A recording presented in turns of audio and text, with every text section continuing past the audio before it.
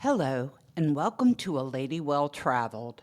I'm your host and creator, Shannon Bednarova, and I'm delighted that you've joined me today. If you're new to the broadcast, I'm here to help you transform the whole of your traveling experience into one that's less stressful and, above all, more enriching and pleasurable. I've spent my life traveling, and I want to share what I've learned with you so that you can breeze into your next dream destination confident and capable, prepared, and ready to enjoy yourself. This episode is titled, What Do You Want to Eat? I don't know. You choose.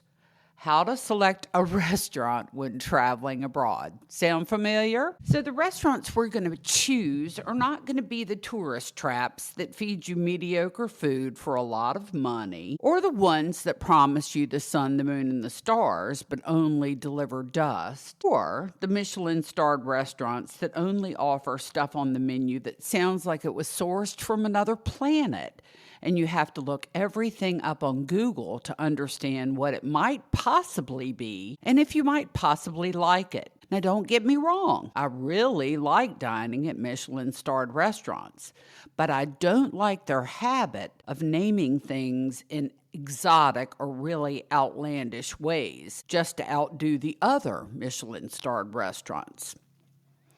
For tonight's menu, we're going to be serving you an amuse-bouche of 24 deviled platypus eggs, topped with gelade pickled jellyfish farts and a Birico de Bellota ham mousse. This will be served plated on the foam of a wave that broke on the shore of Majorca, Spain, 3 hours ago.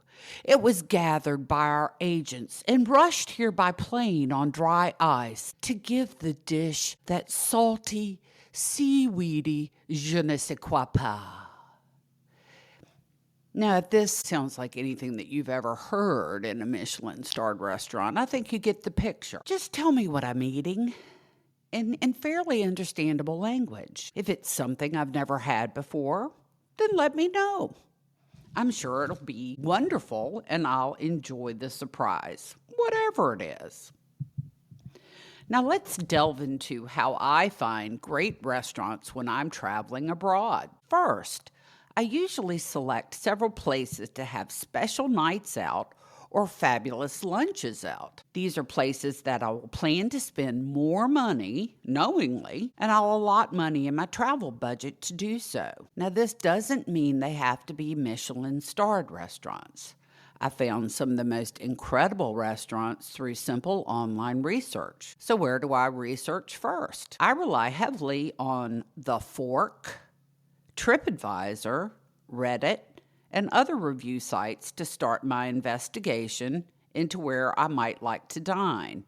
And you can look at any source, your newspaper, magazines you like to read, talk to friends. I prefer those sites because they feature reviews of the location, views, ease of access, talk about the restaurant itself, the service, the wait staff, the food, and the wine. And these reviews are written by people like you and me, not food snobs or the self-styled Epicureans from the New York Times, Condé Nast Traveler, or the Robb Report. I'll also look for fine dining first in my city of choice and then sort by the type of cuisine that I'm looking for. Some of the most memorable dining experiences I've ever had have required a little extra effort to find or required a longer drive to an out-of-the-way location. I would recommend that you don't immediately discount those. I do believe that a breathtaking location, setting, and view can add greatly to your dining experience, and it really can help to rescue a mediocre food experience or at least make it not so bad. Incredible food can be enjoyed in almost any location, within reason, of course, but you must agree that enjoying fine cuisine on the cliffs of the Algarve or on a beach in Anguilla may make the experience one to remember for a lifetime. When looking for cuisine, I always try at least one new cuisine, if it's available, every time I travel. And as I've traveled quite a bit, it's becoming harder to find restaurants that offer cuisine I haven't tried. But I'll still look for them when I travel. Of course, if you go to Italy, you're going to want to try Italian food. Certainly, I get it. But when I was in Italy this past summer and fall, I got tired of only eating Italian food, and I looked for other cuisines to enjoy as a change of pace. Now, in my opinion, that's what travel's about. You open your mind to other cultures, and food is certainly a huge part of the culture of any country you visit. Even if you are the pickiest eater, try to enjoy the traditional cuisine of the country you are visiting, at least once.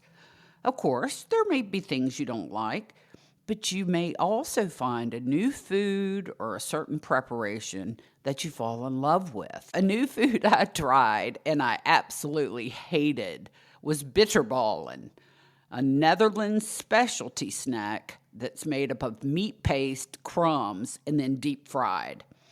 I had this when I was on the island of Bonaire after scuba diving. I came up from diving and I was starving. Of course, everyone said how delicious bitterballen were. Boy, they sure did look yummy and golden and crunchy. So with my mouth watering in anticipation, I bit into them and I gagged on my first bite. Yuck! It was like canned dog food in a ball but deep fried. Ugh. Even the sauce they served with it and the beer I had didn't help it go down. It was disgusting. Blech. Now, back to the story at hand. Once I've settled on a location and a cuisine, I pay attention to how others review the servers and the staff, the atmosphere, as well as the food. Of course, I want the food to be fantastic. That's a given. But I really look for a combination of things to ensure that my fine dining experience is the best it can be. Above all else, read the menu, or at least a sample menu if the restaurant changes their menu frequently, and get an understanding of their culinary repertoire and the flavor of their cuisine. Does their menu reflect the kind of food you like to eat? Or is it so strange that you wouldn't begin to know what to order? Do you immediately see appetizers, entrees, and desserts that make your mouth water in anticipation? Or are you left wondering how to pronounce everything and having to Google all of the menu items because you've never heard of them?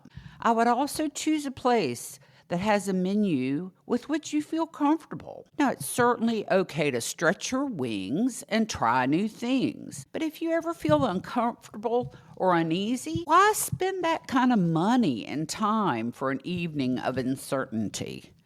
If the restaurant menu you like is that of a Michelin-starred or recommended restaurant, that's absolutely fabulous. But also know it will be a bit more involved gastronomic production, which is also a bit like theater as well as dining. Besides having heavenly food, which is artistically presented on beautifully crafted dishes, the staff will be heavily involved and they'll enjoy the service as well. And that's what makes it such a special experience and one to remember for everybody.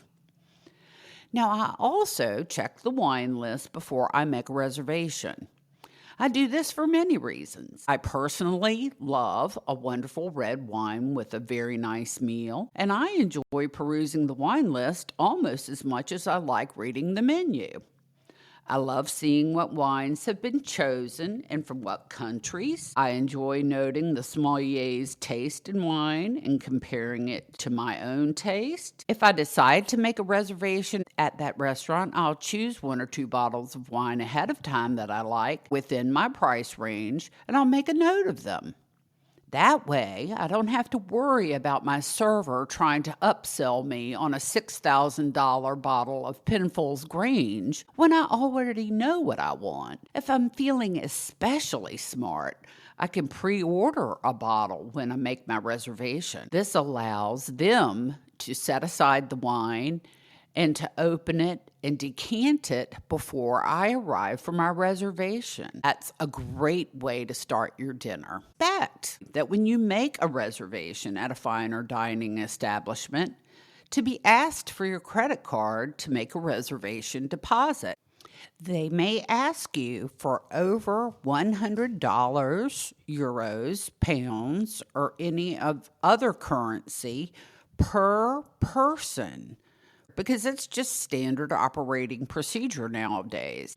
Of course, this is going to be applied to your bill when you're dining out. If you decide not to keep your reservation, and don't cancel within their guidelines for doing so, and make sure you read the fine print, people, the restaurant will keep a portion or all of your deposit, depending on how good your sob story is for missing your seating time at the restaurant. Now, I'm sorry, but they have to pay for that table that they held for you and your party. If you don't intend on keeping reservations, really don't make them, period. I try to make some fine dining reservations months before I get to my destination, and at least a few others as well. I look for interesting dining options at the places or sites where I intend to tour. For example, we toured Blenheim Palace in England and decided to eat at their on-site restaurant.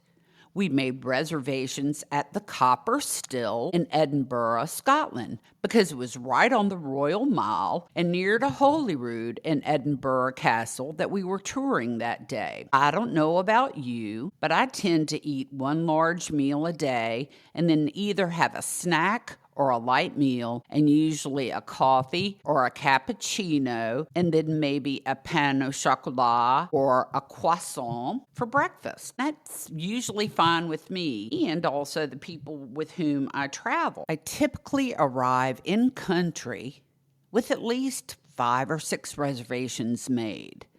Then what I start doing is talking to the locals, the people in shops, bars, stores, and the hotels, and I ask them for dining recommendations. I usually preface that with, now don't tell me where you tell a tourist to go. I want to know where you and your friends go when you want a really good meal locally. That way people go, oh, okay, all right. That usually opens the door for some really, really good suggestions. When you do that, these are the people who can turn you on to the best local spots, the mom and pop little diners, the off-the-beaten-path restaurants that are just excellent, but the owners really haven't figured out how to market themselves. The little hidden gems where a night out can turn into an evening of great food and wine, and new acquaintances that turn into lifelong friends and traveling buddies. And sometimes you simply stumble onto the best places by accident. This recently happened to me when I was in Milan, Italy. We happened upon a tiny eatery. I want to mention it because it was so neat. This place is called the Kebab Pizzeria Carmina. It's located at the Viale Umbria in Milan. It was right across the street from our hotel, which was called the Hotel Mec, M-E-C. This place is run by an Egyptian couple who prepared shawarma, falafel, pizza, kebabs, and the like. The food is fantastic, and we had such good talks with the lady who owned it, Mina. She was just beautiful, and I'll never forget her sweet face and disposition. The food was just so inexpensive, but so incredibly good. If you're ever in Milan, please try it and tell her that Shannon sent you. Another place I found entirely by accident was Esch Pita Bar in Amsterdam. My friend Karen and I had stopped outside to rest and have a coffee at this restaurant's outdoor seating area when this drunk man started harassing us and wouldn't leave us alone. Long story short, we had to take refuge inside the restaurant and hide as he followed us inside to look for us. The management finally got him to leave after he started to threaten everyone in the restaurant. Well, of course, we were shaken, but after a while, we decided we were hungry, so we'd order some food while we were there. And it was at that restaurant that I had the best hummus, pita bread, and chicken shawarma that I've ever had in my entire life. I ended up interviewing the owner, and the chef for my podcast, and I'm going to feature his video on a later episode. What a happy, happy accident that was. I'd fly back to Amsterdam to eat at that restaurant. The food was relatively inexpensive for such incredible, delicious flavor. Again, Esh Pita Bar in Amsterdam. Look them up and try them. Fantastic. Now, here are some finer restaurants which I think are worth mentioning to you in case you ever get the chance to dine there. The Ristorante at La Certosa di Maggiano in Siena, Italy. And I'm going to put the links for all of these restaurants in the notes. This restaurant is inside an old monastery in Siena, Italy, which is a hotel as well, and you can stay there. It's absolutely stunning. The decor, the interiors, just beautiful. And the night we dined there, we arrived and it was rainy and chilly. We felt like we were entering into a different century when we walked through the thick stone walls to get to the inside. The food and the service was magnificent. We were lucky enough to be seated inside the library, which has its own private bathroom entrance hidden in the paneling, which was just so cool. Another restaurant I'd recommend was La Terra di Lusullo at the Caesar Augustus Hotel on Anna Capri in Italy. I would recommend that you dine outside for the absolutely stunning views of the Amalfi Coast, Ischia, and the Bay of Naples. And when you can stop gaping at the view, take time to peruse the wonderful menu and enjoy the good-looking and entertaining wait staff. When I asked one of the waiters what the catch of the day was, he replied, "Me." Oh my. If I ever get married again, I'm going to have my reception at that hotel. The next place I'd recommend is the Luna restaurant at Villa Maggia in Positano, Italy. This stunner of a restaurant sits on the edge of a cliff overlooking the Amalfi Coast. And if you can book a table before sunset and watch the sun go down while you're dining, you're going to remember it for the rest of your life. This restaurant's possibly the most romantic place at which I've ever dined. And if you're looking for a special occasion place, this is it. The menu and the food were absolutely outstanding. And it was at this restaurant that I had the second best bottle of wine I've ever tasted in my life. I've never been able to find it anywhere else in the world. It was an Amarone Valpolicella from a boutique winery in Veneto.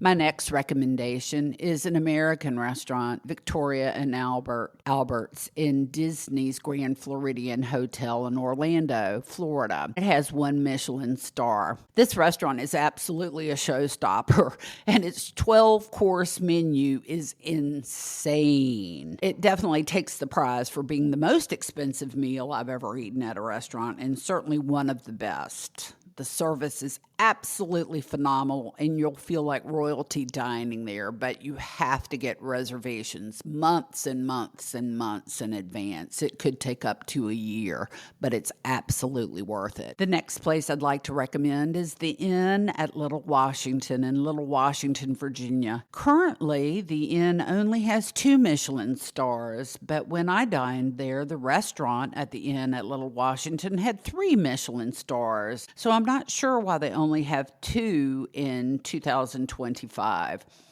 All I can say is that when I stayed there and dined there, it was an absolutely flawless and scrumptious experience from start to finish. I'm not a vegetarian, but I opted for the vegetarian menu because it just looks so good. When I ordered the food, every plate was just gorgeous. I loved every mouthful. It was exquisite. The ambiance of the restaurant, the skill and the respect of the servers, the quality and the presentation of the food will definitely be something you'll remember forever.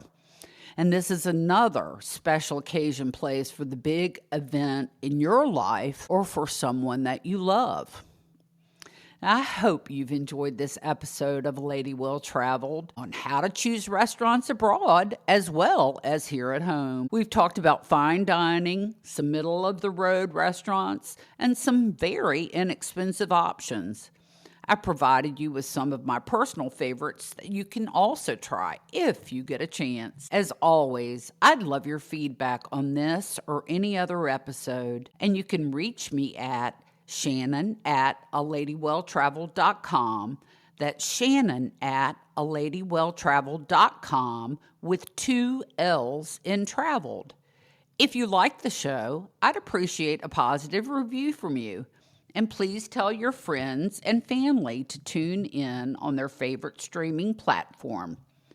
Please follow me on Instagram at @aladywelltraveled, again with 2 L's, for photos of my recent trips and some video interviews that I've done.